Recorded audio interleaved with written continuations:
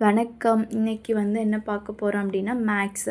அதாவது டிஎன்பிஎஸ்சி எக்ஸாமில் general ஸ்டடீஸில் 25 marks மேக்ஸுக்காகவே இருக்குது. அதில் பகுதி ஆ அப்படின்னு ஒரு பிரிவு இருக்கும்.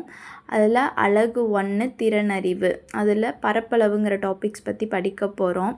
இணைகரம் ஃபஸ்ட்டு அதுதான் படிக்கிறோம். இந்த இணைகரத்தில் பரப்பளவு, இணைகரத்தின் பரப்பளவு ஈக்குவல் டு அடிப்பக்கம் இன்ட்டு உயரம் பி இன்ட்டு ஹெச். யூனிட் சதுர அலகுகள்.